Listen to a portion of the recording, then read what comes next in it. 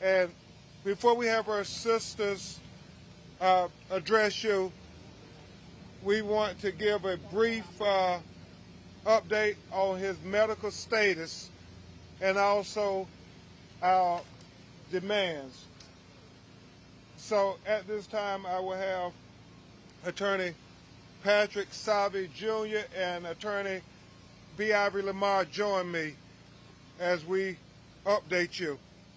And as they come, I will tell you what his mother and father just did certainly touched my heart, praying for humanity. The question is it touching the hearts of the people with the authority that we have legally given the right to use force in America? That is, the people who are supposed to protect and serve us. Well, when you look at that video, that horrific video that showed Jacob Blake Jr. being shot at least 7 times at point-blank range, where the officer is holding his T-shirt, and you see it on the video. Remember what his mother just said. Where is the humanity? Where was the humanity for this citizen? And as she said, it shouldn't matter the color of his skin. Where is the humanity? In the law, we often talk about deliberate indifference. Well, I think we don't have to give you a lot of legal treatises to let you know that what they did to Jacob Sr. and Julia's son was done with deliberate indifference. As she said, think for a second. Think for a second what other things these police officers could have done instead of firing at least 7 bullets into the back of Jacob Blake Jr., leaving him at this moment paralyzed. And his family is very faithful and they believe in miracles. But the medical diagnosis right now is that he is paralyzed.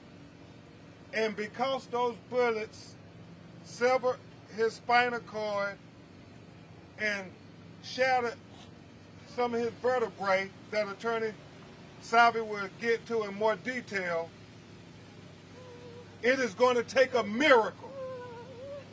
It is going to take a miracle for Jacob Blake Jr. to ever walk again.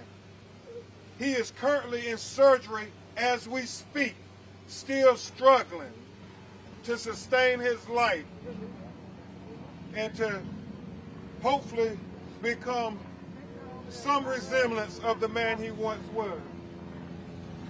So at this time, I'm going to call Attorney Patrick Salvi first, and then you'll hear from Attorney B. Ivory Lamar to give updates. Thank you. Thank you, Ben. My name's Patrick Salvi, Jr. I'm a lawyer at the office of Salvi, Shostak, and Pritchard in Chicago. As you've heard and as you can imagine, when at least 7, as many as 8 bullets from point-blank range enter the human body and shred through the tissue of the human body, that can cause, and did in this case, severe and likely permanent injury. Miraculously, because I imagine you've all seen the video, Jacob is alive. And I cannot tell you how pleased we were, how full our hearts were when Julia came back from visiting with him and actually told us that he told her a joke. And so that was tremendous news. But let me go through some of the injuries that Jacob suffered. Mr. Crump is correct. He had a bullet go through some or all of his spinal cord, at least one bullet. He has holes in his stomach. He had to have nearly his entire colon and small intestines removed. He suffered damage to his kidney and liver and was also shot in the arm. And so Jacob has a long road ahead of him. A lot of rehabilitation. You heard he's in surgery right now, and it is not going to be his last surgery.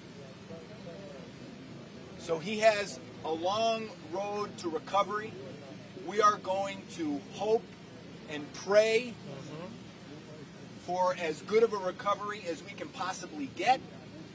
Jacob is going to fight hard, no doubt about it, with the support of his wonderful family that you see behind me.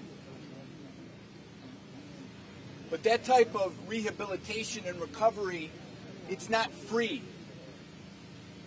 And so part of what we need to do on Jacob's behalf in light of the travesty that happened on Sunday is we have to bring a civil lawsuit. And we're going to be doing that, among other things, to accomplish several goals. One is, of course, to hold the wrongdoers accountable for this injustice.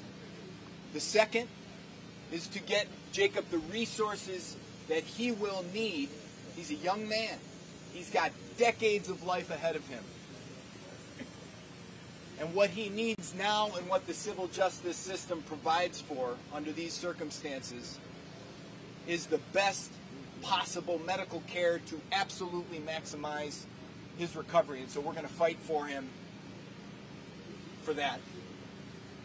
And then, of course, finally, the fact that due process under the law, something that Jacob was not afforded in that situation, clearly, and that dignity and humanity and compassion, which is how policing ought to be practiced in this country, that it be applied to Jacob no different than it is applied to me. Because we can all wonder that if all else being equal, would I have been treated that way?